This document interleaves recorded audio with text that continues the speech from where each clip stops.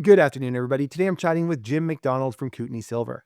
In today's interview, we discuss the company's various projects in Mexico, including the Columba project, which recently hit some pretty high grade drill results.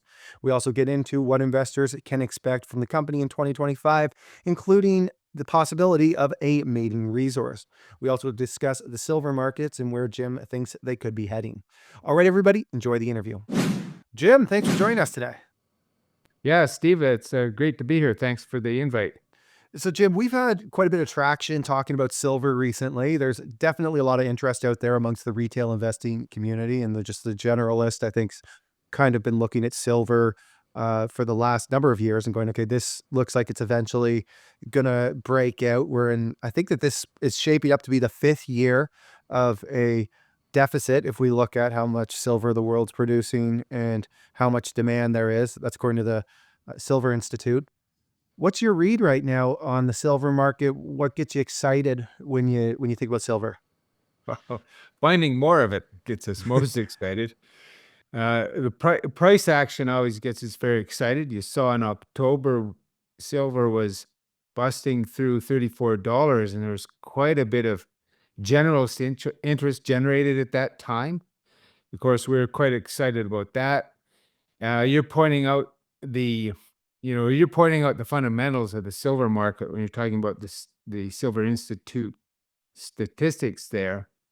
It's a very interesting kind of inelasticity in the silver prices compared to gold. So silver is a monetary store of value like gold is. It's poor man's gold, so to speak. And gold traditionally in every other cycle has drugged silver along.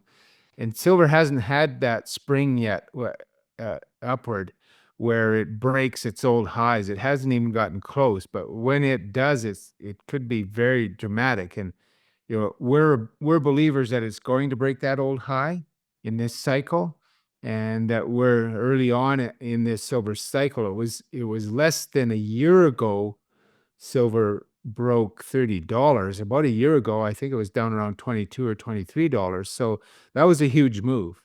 And then the next move will maybe take it towards its old highs. We'll see. That's our belief on what's going to happen in the silver market.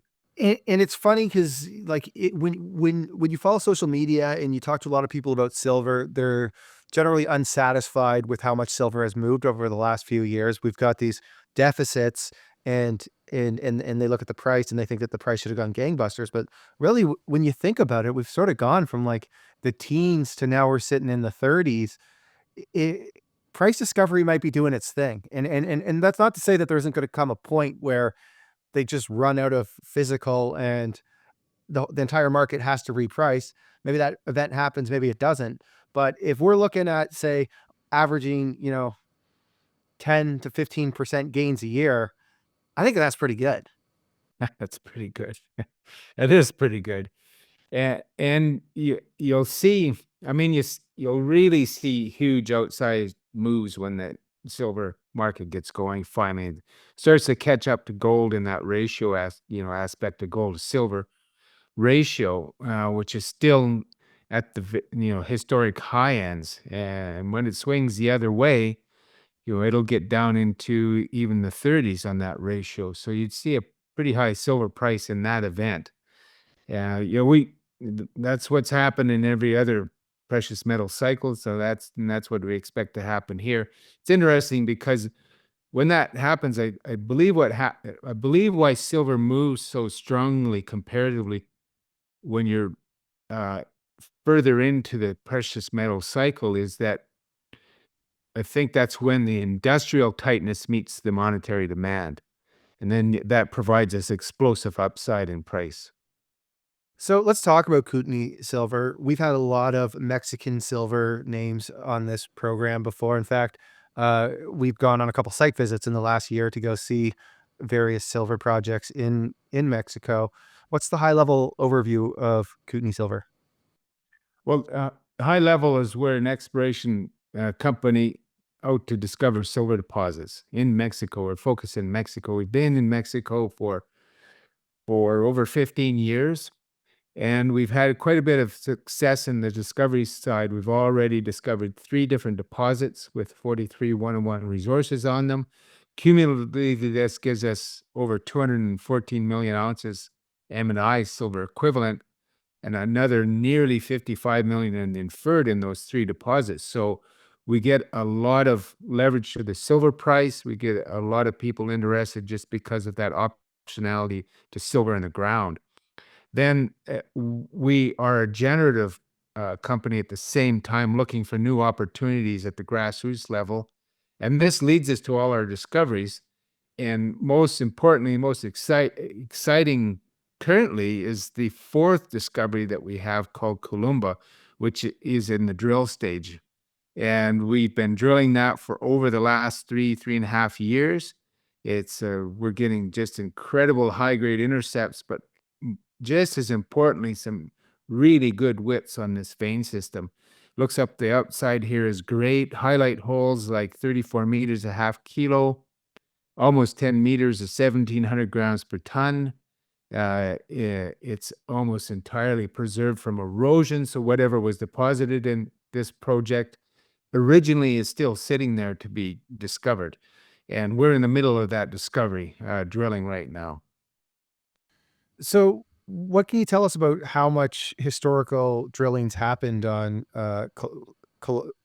Columba. Is it like are we talking about tens of thousands of meters? Can you give us some sort of a ballpark figure? Yeah. So interesting, and these things happen in Mexico. They've been mined historically twice in the past on a small scale. Pretty serious effort was made in the early 1900s because there's a shaft on one vein we call the F vein. It was put down 200 meters with 6 levels off it. That effort was shut down by the Mexican Revolution. Then a little bit of mining in the mid 1900s, 1958, 1960. And then when we acquired the project or the right to the project, which we now have 100% of, over 4 years ago, there'd been nothing done in 40 years and no drilling at all. So you asked the question about how much drilling. When we stepped foot on this property, it'd never been drilled. Incredible for the project. We believe that part of the reason is that it's just barely exposed in erosion. And so, it wasn't recognized for the potential because of that. It's because of the exposure level of it. So we're sitting at the very top of this system. So you barely see the veins where they're productive. There's a caldera, it's in a volcano. So at the bottom of that volcano, you've just exposed the veins where they have silver and where they're strongly developed. And when you go higher up the edges of that caldera, you lose the vein. You can still follow it in breccias, but there's no silver in it. So, but what we've discovered is that this thing's actually 4 kilometers in one direction, 3 kilometers in another. So it's of the scope and size of something that can be 100 million ounces or even multiples of. And so we've drilled now currently almost 50,000 meters. We're at about 48,000 meters in near 200 holes now on various different veins. I love the question about how much historical drilling has happened because as non-geos, if we're just sitting here as a retail investor trying to assess value, and we hear that that much drilling's happened, and we see that you guys have a $60 million market cap, we can go, okay, well, just based on the sheer amount of money that's gone into the ground, the valuation seems like it's certainly not overvalued. That's a lot of money that's gone into the ground historically.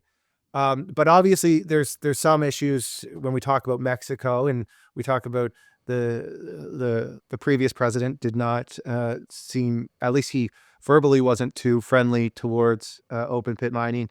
Everything we're hearing about Claudia Scheinbaum since she's gone into office has been really, really positive stuff. Maybe you can give us some sort of insights into, are you guys talking about underground or open pit? And sort of what's your read right now on what's happening in Mexico when it comes to mining regulations? Yeah, so the last administration was pretty unfriendly towards mining, as you pointed out. Yet Mexico has an incredible mining culture there. It goes back over 400, 500 years, in fact, and even beyond. And so there is a great infrastructure in terms of data and government data that the government's generated for a base to work off of. There's numerous big operating mines throughout the country, lots of technical expertise and human infrastructure in terms of the expertise, the miners, the engineers, the metallurgists, the biologists, everything that goes into making a mine. And so it's a great place to explore. The mineral wealth and discovery rate in Mexico is incredible. I think the discovery rate's probably unmatched around the world. I haven't seen those stats, but it's pretty high. You look over the last 20 years, and the number of things that have been discovered and developed is a pretty astonishing number to look at. So this current administration is more friendly. What they're saying and their approach, and kind of stepping back from what the previous administration was saying, is all very, very positive. And with regards to Columba, our new discovery, that's classic veins. It'll be an underground situation, and really good widths in some of these veins, which is quite positive in terms of potential economics, because your costs go down a lot when you have wide zones. The other discoveries we have that have the 43101 resources on them already are all constrained by open pit shells, so they're open pit. And there's been talk by the new president of they have to recognize that open pits are necessary and they're needed. They're needed for the critical minerals, of course. They're needed for basic things as limestone for concrete, which is very important as well, of course. So yes, we're seeing a very sort of improved attitude, and not only just in talking, but some recent things have been announced with regards to the acceleration of capital investment write-offs. That's pretty recent news, and that's a very positive development the for the investment into mines and mine building. So pretty positive and pretty happy to see the direction that's being taken thus far. So what's the plan for exploration in 2025 look like?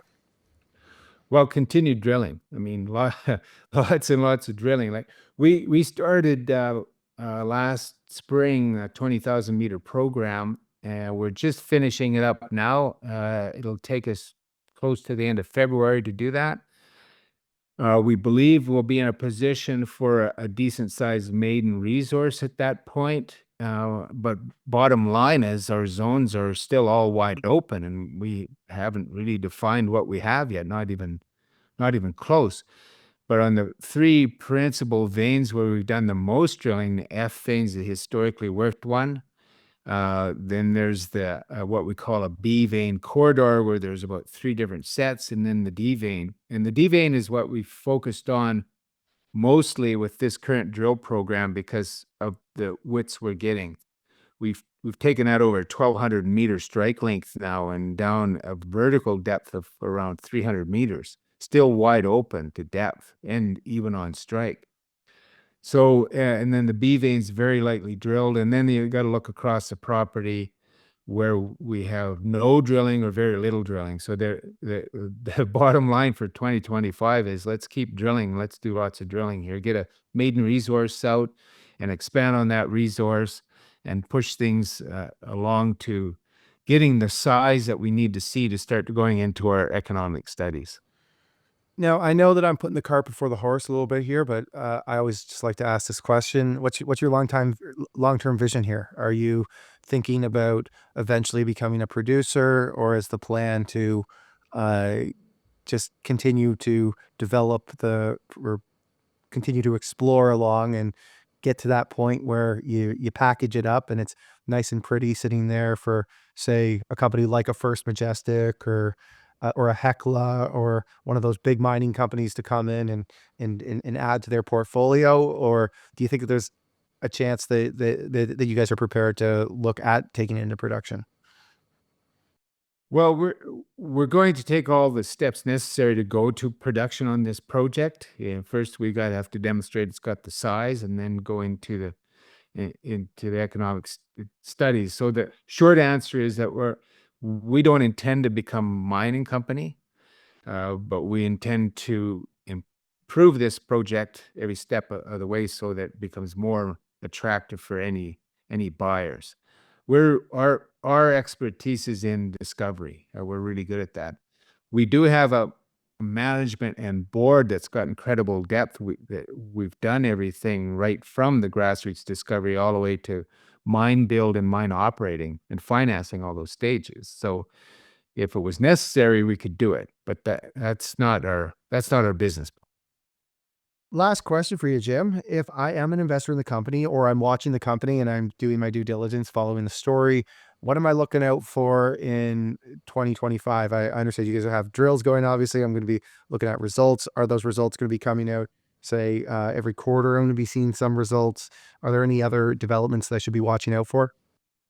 Yeah, so that the drilling is what you'll be looking for. So they'll be drilling and more drilling, a maiden resource, continued drilling. So we expect to have very steady news flow through the year. There'll be some news releases coming out in the next few weeks. We have probably around 10 holes in the process of sampling or at the lab, and we're still drilling. So we have uh, probably another 5 or 6 holes to go on this current program. And so you're going to see news coming out well into the end of March, beginning April, and just on the current program. Well, Jim, thanks very much for hopping on here today. I think that your story is going to be a story that everybody's going to be wanting to watch once silver finally breaks out, and which I believe is could happen in the next 6 months here with all of the geopolitical shakeup that we're seeing with the new administration in the U.S. So I appreciate you hopping on here, and let's catch up after you continue to get some of these big drill results, and there's some drill holes for you to break down for us. Yeah, great. Looking forward to it, Steve, and pleasure being on the show. Thank you. All right, everybody, thank you for watching. If you enjoyed this interview, please smash that like button, subscribe, and ring that notification bell. Also, let me know what you think in the comment section. Thanks, everyone.